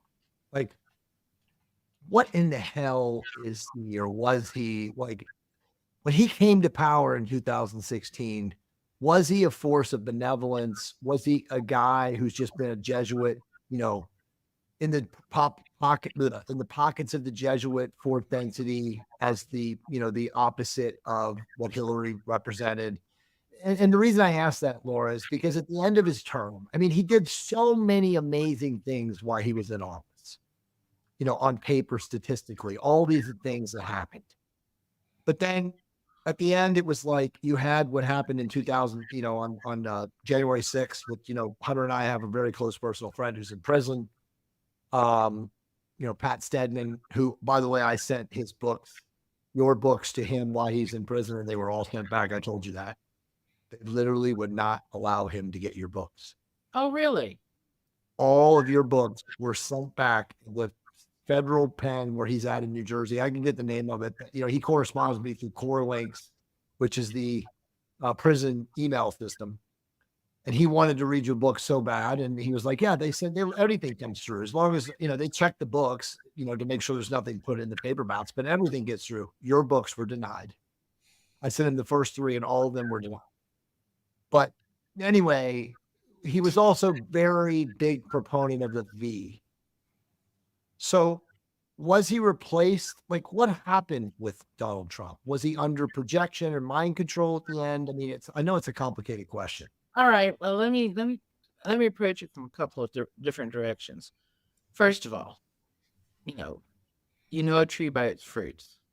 Right. And if you look at Donald Trump from the outside, okay, he was successful. He made billions. He did real estate. He did some possibly borderline questionable business practices. But let me tell you what, if you're in business in the United States and you don't do borderline questionable, you can't succeed. Right. And find loopholes and when you do your taxes, those loopholes exist because, some people are smart enough to hire a good accountant to help them use those loopholes. Okay. So he had his first wife and he had 3 children with her. He had a second wife, had a child with her, and now he's got a third wife and he's got a child with her. That's not terribly unusual in our culture, in our society. I mean, I've been married twice. You've been married twice. What? 3 times. 3 times. Okay, and you consider yourself to be a decent person. Shit happens when people get into relationships, and it doesn't matter whether you're a billionaire or not a billionaire. That kind of stuff is going to have relationship problems.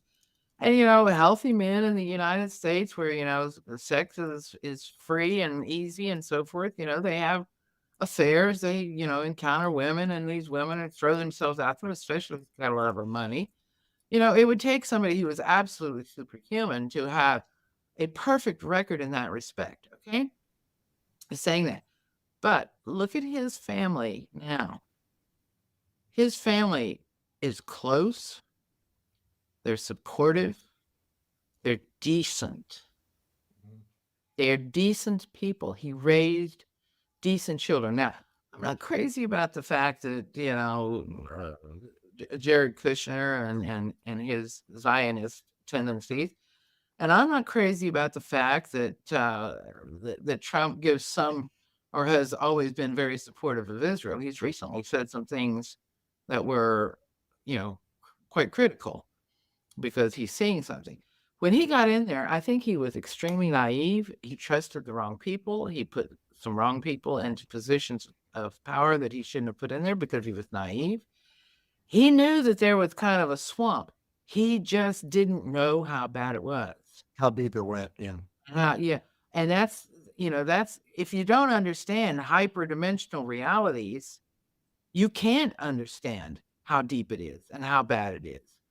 So So do you really think he didn't understand that? Because I really think he didn't understand it. I really think he didn't. Okay. Because he doesn't read. Yeah. He's not a reader. Right.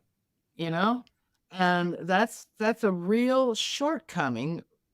Honest to God, it's a big shortcoming. People who do not read. Right. Because, John Kennedy read 2 or 3 whole newspapers every single day of his life. He knew directly what was going on. He had an education. He was a tremendous reader. And look at the education that Vladimir Putin has. Right. And that man can, he's educated. Yeah. And we don't have the kind of meritocracy in the US that rewards people for being educated. And we should, because if Donald Trump had been really, really educated, and if he had been a reader, he would have done so much more in his first term than he ever did. And he wouldn't have been blindsided by picking the wrong people. And, in some cases, he'd pick somebody and then he'd get rid of them and try to get somebody else because, there were all so many, Washington, D.C. insiders. And he thought he had to get somebody who knew how the system worked to help him out. And well, I don't mean to cut you off, but just because this is advanced stuff, but do you think that he supported the vaccine because he trusted the science advisors, the Fauci morons and all of them? Yeah, he did. But he also, you notice, was talking about other things. Ivermectin, HCl, HCQ. Yeah. So he was hearing things from different people. Right. And he was, kind of obliged in a certain sense to support this Fauci fellow. And he didn't read enough. He wasn't educated. So he made a lot of mistakes. But you know what? He did his damnedest to fill his promises that he made to be elected. And, he basically is a good-intentioned, really kind of average guy who was in a position and has a certain kind of talent for making money. He's good-hearted. He definitely is good-hearted. I know that because I've listened to people work for him. And his children love him.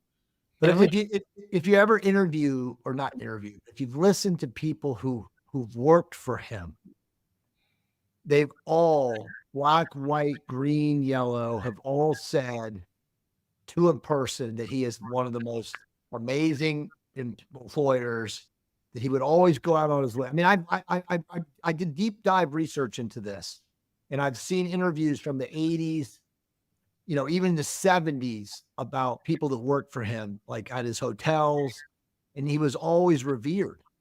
He was revered. There was no one that talked shit about him. All that was a leftist program. And the people who now have what they call Trump derangement syndrome, Right. Who hate Trump, and they'll say, I absolutely hate Trump. Right. He's a demon. They're already programmed. Right. They're all programmed. 100%. Now, I will admit that, back in the day when Trump was just, a billionaire going around having affairs with women and getting, whatever. Billionaire playboy. But billionaire playboy, I just thought, well, he's kind of clownish. Right. But to each his own, he's got the money. He's in that position. I mean, if I had the money and I was a guy and I was in that position, what would I do different? So, I mean, it wasn't like very judgmental, but I didn't like have this particular, particular liking for him or whatever. But at this point in time, years have gone by. And the proof of the pudding is his family. Yeah. His family. And that is, to me, it's like super, super important. You look at the Biden family. I was going to say, contrast that with the Biden family. Disgusting. Well, I don't want to rabbit hole too much about the Bidens, but we should talk about this for a second. So it's a known fact that Joe Biden, his wife was killed, and then the new wife, whatever her name is, Joe Biden, showed up in literally 3 days when he was a U.S. senator. So then you've got these Rumble videos, Hunter and I have seen them, where whoever this anonymous video editor on Rumble was, but he stitched together. I mean, it's so convincing. In fact, I would say that you can't disprove it, that the real Joe Biden was actually just gotten rid of in 2008, and that whoever is now Joe Biden, obviously there's many personifications of Joe Biden and stunt doubles, clones, whomever, the guy that has dementia that's quote unquote the president right now. But it's pretty fascinating, Hunter, right? That to see the original Joe Biden, what he looked like and how he spoke versus whoever this guy, this doppelganger, this Manchurian, whatever you want to call it, that's in the White House now. But I mean, the whole thing of Joe Biden is insane. I mean, as you know, in the last 4 years, there's been probably 100,000 people who have captured different videos of different people playing Joe Biden. I don't want to get into the whole QAnon thing, and it's a show and it's a Hollywood movie thing, but it's obvious that Joe Biden is not Joe Biden. Well, I don't know if I'll necessarily agree with that. I will leave it open as a possibility. I'd have to see the evidence, and I can't watch Rumble because I'm in France. I'll send you when I find it. I have it somewhere hidden, but it's pretty difficult. Videos can be, edited.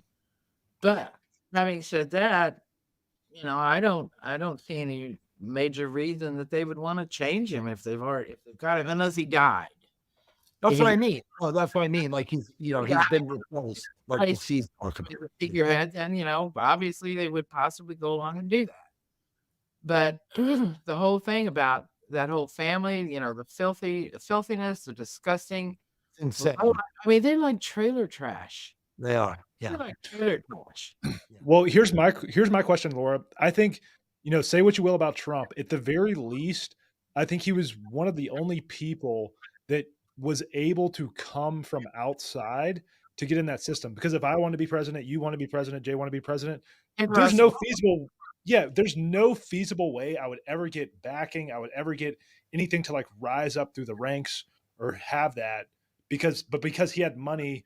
I don't know exactly how he funded it, but he was at least able to he had credibility, he had clout, he had all this PR going into it to where it's most people recognize the name. So okay, I can listen to him and whatever. But if one of us or anybody that actually could read wanted to run for president, there's no feasible way we could accrue the resources to be able to do so. So at the very least you have that. But the question is, from that, are these Joe Bidens, all these people, is there a way for anyone else to even like come through the system that has good intentions? That's what I was Because going to you have to go. work your way up through the ranks, and then who's to say they don't pull you out one night in a van and go make you do something and put it on video, and it's like, well, you're going to vote how we want, and then you're going to do what we say now from here on Well, out. how the system runs, and no, I don't think it's possible for anybody else. I mean, maybe Elon Musk or somebody, but I don't think he wants the job. But I don't. Trump is a rare phenomenon in a lot of ways, and he's well-meaning. He's not the most brilliant thinker on the planet. So you don't think he's going to win then this coming election? He'll win, but they're going to try like hell to steal it. Oh yeah, there's no way he can't win. And I mean, he won last time. Yeah. Are you kidding? Well, that's the question. Is it how is it even worth voting? Does the vote matter anymore? So I actually, this is interesting. I talked to somebody yesterday who's involved in American politics, who I won't name, but he's pretty high up. He's a past friend. Hunter, you know who this is. And he told me that there is no possible way that anyone could beat Trump unless he's not on the ballot. And that was interesting coming from his mouth saying that, because it was almost like the expectation is they're going to kill him, which I didn't ask him because we were talking about other things. But we know the election's rigged. We know the system's rigged. We know the voting is rigged. We know all of these things. How could he possibly win another election when everybody at this point, not everybody, we know there's enough people that still don't know it, but there's enough of us that do know that it's rigged. How can they even have an election in the US? Well, we're going to see. From what I understand, the Republican Party is going to start using some of the same tactics that the Democrat Party did. Whether they'll get away with it, because the Democrats, they're controlling the system completely. Yes. But the people, if the people were actually being considered, Trump will win the election Easily. And there's enough people that are going to get out and vote for him, so that if they eliminate all of the fake votes, the illegal votes and so forth, Trump will win. But here's the thing. If you're paying attention, you notice that Joe Biden, Hillary Clinton, they could not attract crowds like Trump attracts. No. I mean, and if you look at the way they attract, and the way people come out, and the way they support him, the way they line up on the roads, the way they fill stadiums, just think about it. The majority of Americans are behind Trump, the majority. And I would say that it still proves that goodness, wholeness, integrity matters to the majority. Like, even if they're not smart and they can't read, the majority back Trump. So if, what that's going to mean in the election, if they're going to, blatantly steal it, if they're going to try to assassinate him, if they're going to try to put him in jail or whatever, he just said today that he'll gladly go to jail and be another Nelson Mandela. But, he's getting up in years, he doesn't have a lot of time to really, do anything. So, and of course, the way people support him right now, and the way they see the system being rigged, the continuous and constant attacks against Trump have primed people, so that if anything happens to Trump, that may just trigger a revolution. That's what I was going to ask you. That would be my guess. That killing him, he'd be the ultimate martyr. That would be the final sacrifice to turn the USA upside down. Yeah. So it's going to be, I personally, I voted for Trump. I said in my overseas vote last time, and I will do so again. But frankly, I don't have a lot of hope, because the system is so rigged, and they've got the fox watching the chickens. So, I mean, like, If I said what I really thought, you wouldn't be able to publish this video. Save it for email or save it for when I hit the end recording. Well, Yeah. I mean, I think we can wrap up. I think it's 2 hours. Everybody go out and vote for Trump. Even if you don't think that your vote's going to make a difference, at least you will know you've sent the signal into the system. And your vote will be there if anybody ever finally gets around to a forensic audit. I think you have a C's call coming up this month, and I think maybe you can ask them for some insights. I mean, I know they've already said that the wave is here and that expect excitement and a lot of unpredictability and variable dynamic occurrences and events, but maybe we can ask deeper, like how's it gonna be affected? And then their answer will be say, wait and see. Yeah. They love close, wait and see. Yeah. We try to get as much as we can get, as often as we can. So Awesome. yeah. All right, we'll shut this one down. So, guys and gals, we appreciate you guys staying with us on this amazing, if I would say, extraordinary journey of six episodes, 2 hours each. So I can't wait to run these. These are going to run starting in the middle of May.